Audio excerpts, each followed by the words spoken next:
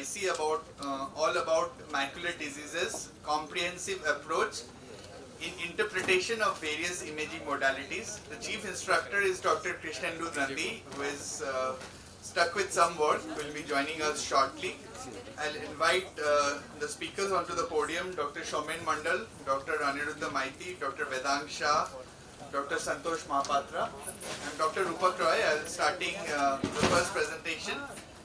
I'll be speaking on the applications of spectral domain OCT in macular disorders.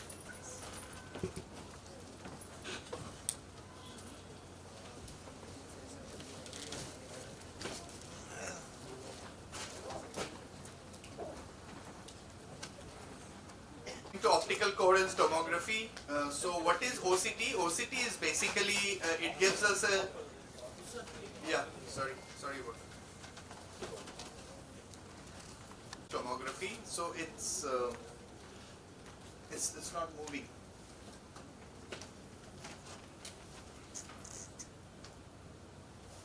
Yeah. So it's basically it gives us a retinal biopsy. It gives us understanding of the individual layers of retina. So it helps us in defining disease pattern, staging of the disease, indication for management and monitoring and prognosticating response to intervention. So this is the advantage of SD-OCT. You can actually see all the layers of the retina. To a learned audience, I really don't want to re-emphasize the layers of the retina. But what has happened with the advent of SD-OCT, we can see the outer retinal structures. This is the external limiting membrane, this is the ellipsoid zone, and this is the RP Brooks complex. These four layers are very critical in diagnosing the outer retinal conditions. So an abnormal OCT can happen at all the layers starting from the VR interface, neurosensory retina, outer retina, RP choroid. So starting from, we can have situations where you can have abnormal reflectivity in OCT. So it can happen, you can have hard exudates, you can have structures like this, which are fibrins, which is very common in CSR. We can have abnormal reflectivity in the inner retinal layers, which are seen in cortical spots. You can have hemorrhages where you have shadowing. You can have large microaneurysms. Also, you can have tall columnar precipitates in CSR. So these are various manifestations of hyperreflectivity in OCT. On the contrary, you can have hyporeflectivity, that is black. You can have black spaces, which is subretinal fluid, which is commonly seen in CSR. But you can see this is another diseases like VKH, also in cases like hypertensive retinopathy. You can see black spaces separated by vertical lines, which are common in diseases like retinoschisis, and also in diabetic macular edema and branch vein occlusions. So whenever you see black spaces in OCT, it's suggestive of edema or fluid. Fovea normally has a dip, but sometimes this dip is lost. Dip is lost typically in cases where you have foveal hypoplasia, such as in cases of albinism. Also, you have RP atrophy where the fovea is entirely lost, and also in cases of epiretinal membrane, you can lose the foveal contour. The fovea can be pushed up in cases of CNVM. It can be pulled up where you have a vitromacular traction, and also there can be a defect, a full thickness defect, where you have a full thickness macular hole. So these are all the changes that you can have in cases of vitromacular interface defects. There can be different types of lamellar macular holes. There can be a tractional macular holes due to a ERM like this. You can have a degenerative macular holes where you cannot see the ERM, but you can see the lamellar macular holes. This is important to differentiate because in cases like this, you might want to operate, but in cases like this, operation will not help. And also you can have a pseudo-macular hole like this. Coming to vitromacular interface per se, you can have a taut posterior hyaloid. This is the posterior hyaloid, which is a precursor to macular hole. This is an indication for surgery. You can have a tractional retinal detachment in cases like diabetes. Here, this is the tractional fibrovascular prolapse, and the retina is detached. So this is the retina which is separate from the RPE. And of course you have the epiretinal membrane which is pulling the retina and causing metamorphopsia. You can have preretinal hemorrhage which causes shadowing. Coming to inner retina, in cases of CRAO, you can have diffuse hyperreflectivity of the inner retinal layers. In some old cases of CRAO, normally cases of CRAO will have whitening of the retina, which is very, very diagnostic. But sometimes when the acute phase of this CRAO goes away, sometimes you have patients who come with a vision of 3/60 and you are not able to see any whitening in the retina and the disc is normal, you are struggling to find out what is the cause of poor vision. In those cases, doing an OCT really helps because this hyperreflectivity of the retina persists for a long time, which clinically you cannot appreciate. Say for example, this is a case of chronic retinal ischemia where the retinal thinning is there and this hyperreflectivity is persisting. This is a case of cottonwool spot which we have showed earlier.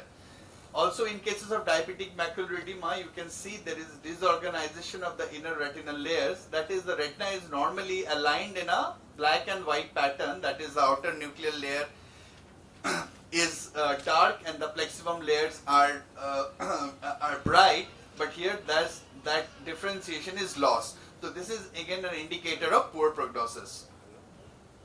This is a case of retinoschisis which can be differentiated from edema, that is, it is separated by this vertical lines. Again, these are poor prognostic markers. These are various cases of intraretinal hemorrhages which cause shadowing. These are very few subtle cases of ischemia. This is a patient which has this whitish area, and if you do a OCT, you can see there is a centralized whitish area here. So this is a deep retinal ischemia which is now known as paracentral acute middle maculopathy, where patient just present with a acute scotoma, just paracentral scotoma, which only OCT can pick up, and here only the central part of the retina is involved, the superior and the deep part are spared. And this is another young female patient presented with bilateral scotoma. The fundus is essentially normal. Only when you do a high quality OCT, you can see this whitish area here and here. This is hyperreflectivity involving the outer nuclear layer here and here. So this is an acute macular neuroretinopathy which again can only be picked up on OCT, not on clinical examination, and is a manifestation of ischemia. Usually is self-resolving and usually follows post-viral illness, and once you are able to diagnose, you can avoid unnecessary investigations like MRI, which sometimes people can do to rule out optic neuritis. This is another patients present with scotoma. Again, you see the fundus is essentially normal, and when you do the OCT, you can see there is blooding of the outer retinal layers, the RPE. So this is the case of RP epitheliitis. So again, these are very subtle abnormalities which are effectively picked up with a good quality spectral domain OCT, which you are not able to pick up only on clinical examinations. And also see, the fundus fluorescein angiography is also not able to pick up anything. Only with this OCT, a very good quality OCT, you can pick up this certain blooding. This patient was treated with a short course of steroids and the patient recovered fully. Coming to outer retina, you can have a sensory retinal detachment like this. You can have various types of PED. This is a drucenoid PED. The RP, the Brooks is intact, so no need for any interventions like anti-VEGF. This is serous PED. Again, the Brooks, the key, the point of identification is the Brooks membrane. If you can identify the Brooks membrane, there is no need for any treatment. You can see there is a small pocket of SRF here. The important thing to understand is that all SRF need not be treatment. Besides any large pigment epithelial detachment, it is very common to see accumulation of small amounts of SRF, which is known as non-neovascular SRF, which needs no treatment. Unlike this kind of SRF, which is associated with these are known as neovascular SRF. This is a peaked PED, which is a PCV, which needs treatment with anti-VEGF. These are hemorrhagic PED. This is hemorrhagic PED because here you are not able to see the Brooks membrane. This is a manifestation of PCV or a hemorrhagic CNVM, which of course needs treatment with the anti-VEGF. This is a classic CNVM. You can see this is the CNVM. This is the subretinal fluid, and these are the intraretinal fluid. So any subretinal fluid or intraretinal fluid associated with the CNVM is neovascular, needs treatment. This is another example of a CNVM with a neovascular membrane and an intraretinal fluid. This, some people also call this subretinal hyperreflective material or SRHM. This is another case which is known as type 3 neovascularization. Whenever you see CME or cystoid macular edema on the top of a PED, always have a suspicion of a type 3 CNVM or a RAP lesion. This is a subretinal hyperreflective material which is known as a CNVM.